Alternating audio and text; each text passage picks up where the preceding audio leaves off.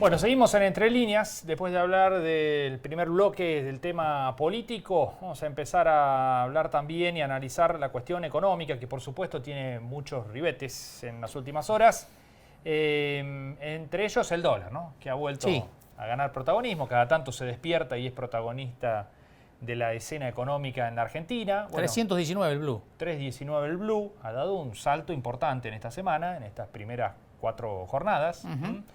Que lo han llevado a ese valor. Venía tranquilo hasta aquí. Bueno, de pronto ha acelerado su cotización y en torno de esto hay muchas teorías, ¿no? De por qué pasó esto durante esta semana, qué es lo que está ocurriendo, mientras muchos empiezan a mirar hacia el Banco Central, las reservas que hay y demás. Bueno, lo cierto es que el Banco Central viene hace poco más de 40 días de embolsar una suma importante de dólares vía dólar soja, ¿no? Después está allí también el swap chino, ¿no? Que se sumó, y próximamente, bueno, el propio Sergio Massa ha anunciado desembolsos posibles si es que finalmente se acuerda o se pasa la revisión, la nueva revisión del Fondo Monetario Internacional, un nuevo desembolso de dólares, lo cual le daría cierto aire, aún con la perspectiva negativa que tiene la cosecha fina, que era el puente que esperaba tener el gobierno y que todos los gobiernos esperan tener a partir del mes de diciembre y enero para con eso llegar hasta la cosecha gruesa que se empieza a notar de manera significativa entre abril y mayo.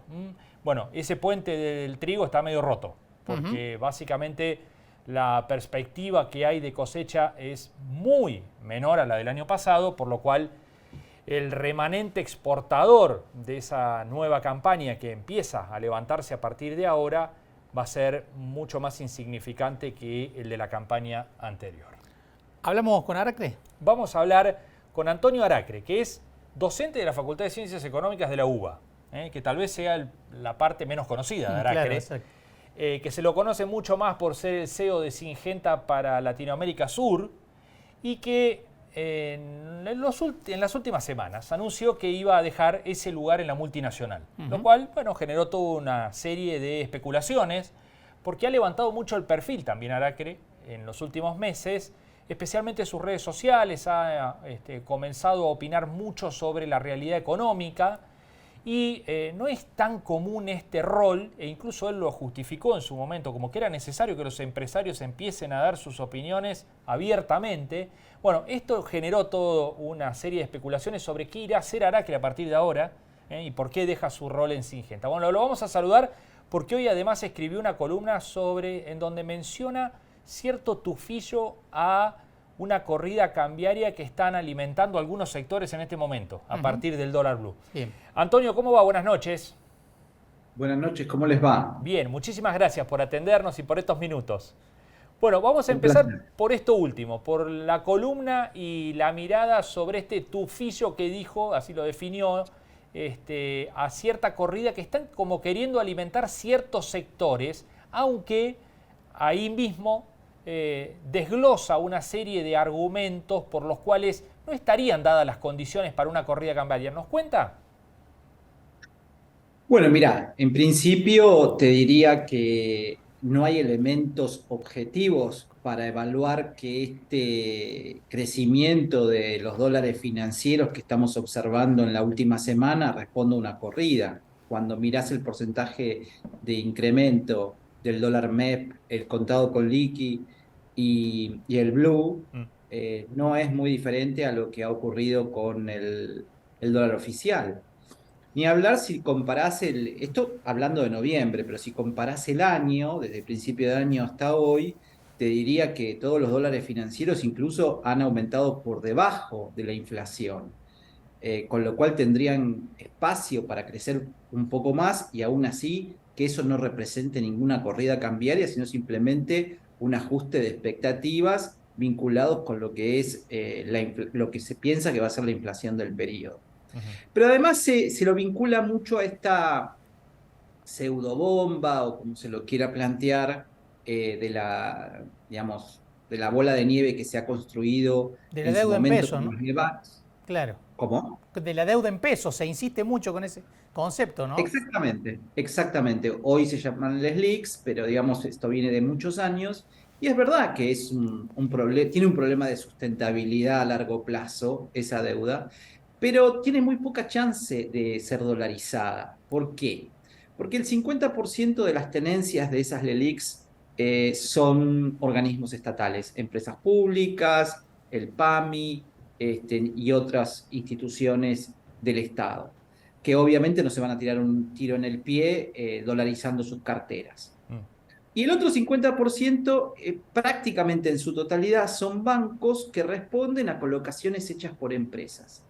Si las empresas decidieran salir del esquema del ELIX para dolarizarse en el MEP o en el contado con liqui, automáticamente perderían el derecho a usar o hacer uso del MULC para su comercio exterior. ¿Qué empresa hoy estaría en condiciones de decir, yo me voy de la operación del MULC y de ahora en adelante voy a trabajar con mis propios dólares? Sería verdaderamente un disparate y muy poco atinado pensar que eso vaya a ser posible. Por eso digo que me parece que por más que la deuda en pesos represente un problema para la Argentina del mediano y largo plazo, en el corto plazo no veo mayor chance de que eso vaya a generar un proceso de dolarización de cartera. ¿Tiene sustentabilidad, Antonio, esa magnitud de deuda en pesos? Porque muchos dicen incluso que, bueno, empieza a tener vencimientos los bonos de 1 billón de pesos durante este fin de año y una cifra que se va a consolidar el año próximo. Vos pensás que son cifras muy altas que para nuestras cabezas son inimaginables, pero en el fondo son cifras que se actualizan en función a una tasa de interés que está apenas muy por encima de unos puntos positivos por encima de la inflación y a veces en consonancia con lo que es la devaluación. Es decir, que cuando la vas mirando en dólares año a año, no hay grandes diferencias en esa suma. Lógicamente hay que buscarle una solución. No es posible que el Estado se siga financiando a largo plazo con esas LELIQs.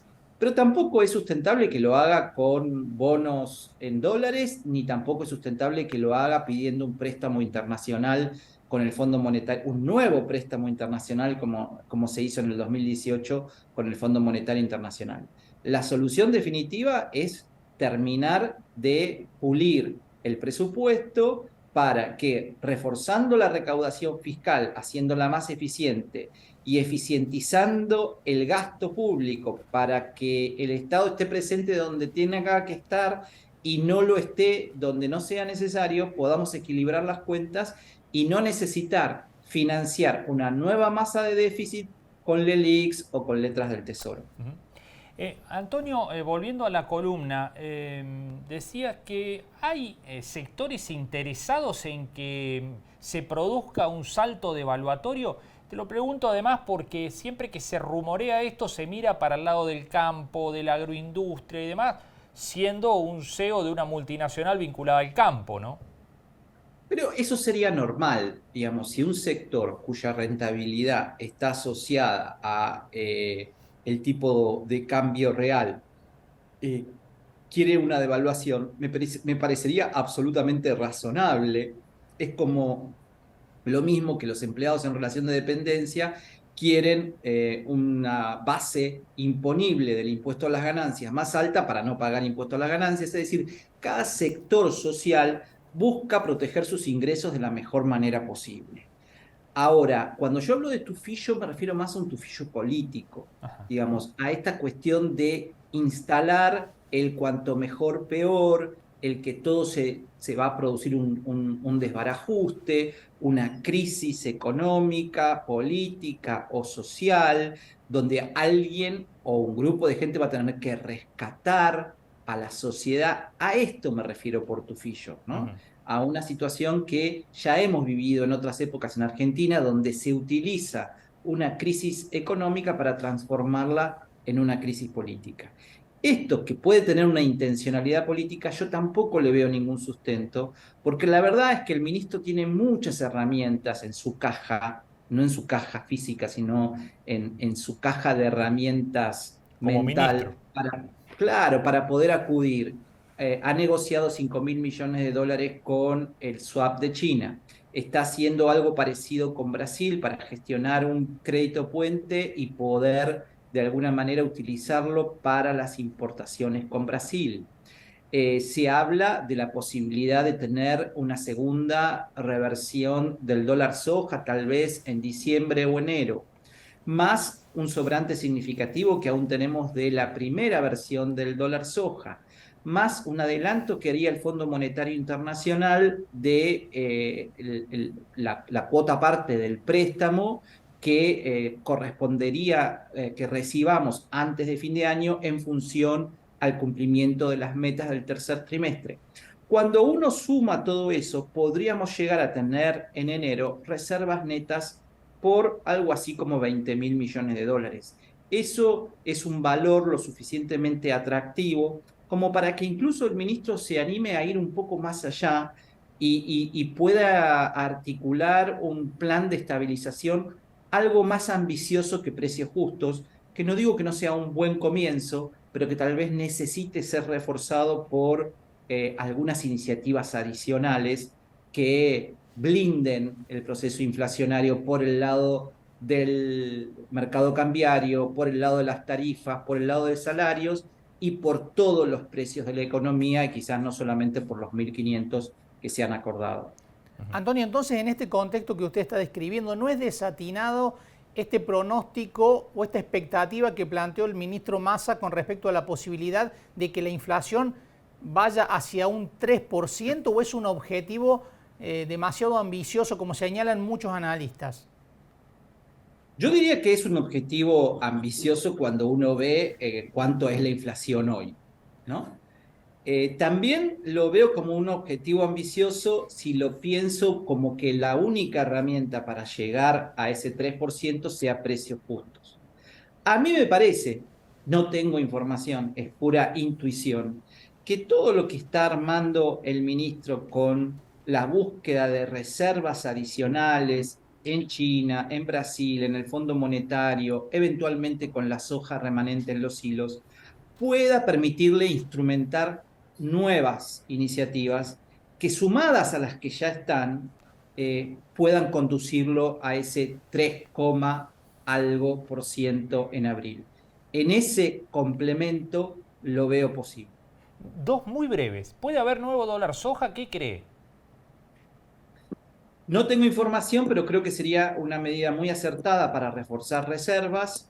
El costo cuasi fiscal por la emisión que se debería generar se puede esterilizar con cierta facilidad y me parece que el beneficio que se obtiene por reforzar las reservas y aventar un riesgo devaluatorio es mucho mayor a ese costo cuasi fiscal. Si yo fuera el ministro lo haría, si yo fuese asesor del ministro le recomendaría que lo haga, pero no soy ninguna de las dos cosas, así que mi respuesta solo vale como un consultor más. Bien, la última y cortita. ¿Qué hace Antonio Aracre después de dejar Syngenta? ¿Da un paso más y se mete en política o no? No lo sé, no lo sé. En principio en enero pues, tengo pensado tomarme vacaciones, como todos los años. Eh, Seguramente seguiré escribiendo como lo estoy haciendo semanalmente en El Cronista, tal vez participe en algún otro medio que aún no lo sé.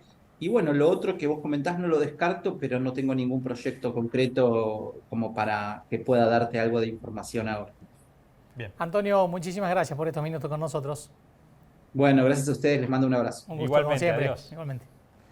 Bueno, ahí estaba el CEO de Syngenta para Latinoamérica Sur, Antonio Aracre, que además es docente de la Facultad de Ciencias Económicas de la UBA, un hombre que suele dar muchas opiniones un tanto cercanas al oficialismo, al gobierno nacional.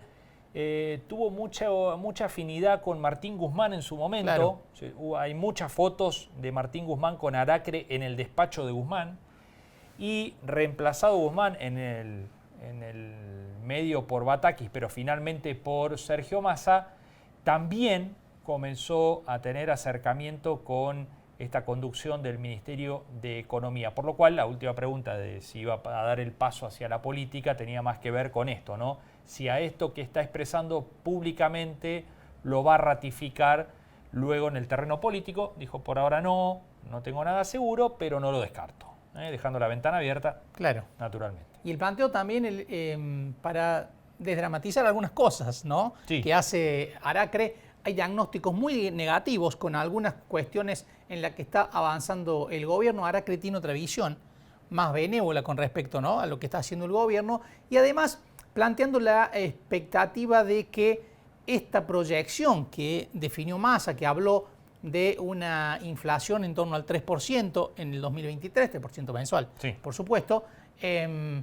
si bien es ambiciosa, tiene algunos visos de poder concretarse, algunas señales o algunas medidas que, si se concretan precisamente, podrían permitirle al gobierno ir en una curva descendente con respecto a la inflación, que es un problema no solamente económico, sino político, que lacera las posibilidades electorales del oficialismo para el año próximo. Si refuerzan las reservas del Banco Central en torno a los 20.000 millones de dólares, como dijo Aracre, y esas claro, son las reservas líquidas que tiene el gobierno para afrontar alguna corrida o las necesidades de importación que tiene el país. ¿Y el año electoral? Y el año electoral, bueno, entonces podría dedicarse ya Aracre a generar un plan de estabilización más consistente que el solo hecho de los precios justos, que recordemos que hasta ahora no han funcionado esos programas, por lo menos en el interior. No, porque se los hace de manera aislada, únicamente, claro, ¿no? Ni han servido para atenuar en gran medida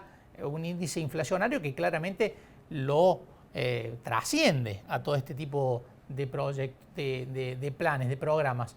Pero bueno, ahí está planteada algunas cuestiones que, si le salen al gobierno, podría ir marcando un camino diferente con respecto a la realidad económica actual y el enorme problema que existe con la suba constante de precios en un nivel que ya está en el 100% anual, ¿no? Así es. Bueno, sobre el final también Aracre hablaba del dólar soja. Dijo, si yo fuera asesor o ministro, haría la segunda versión del dólar soja, haría el dólar soja 2, que es algo que se viene rumoreando, que lo comentamos en los últimos programas, que no se descartaba que hacia fin de año se pueda implementar nuevamente el programa, que le aportó 8.000 millones de dólares al gobierno, nada más ni más ni menos, ¿no? Esperaban un máximo de 5.000 millones de dólares, le terminó aportando 8.000, por lo cual le dio un aire realmente muy significativo. Aracre cree que si hay segunda parte del dólar soja, podrían ingresar hasta 6.000 millones de dólares más, por lo cual naturalmente sería una cifra realmente muy importante para encarar todo esto que acabamos de mencionar, ¿no? Nos vamos a una pausa y enseguida volvemos aquí en Entre Líneas.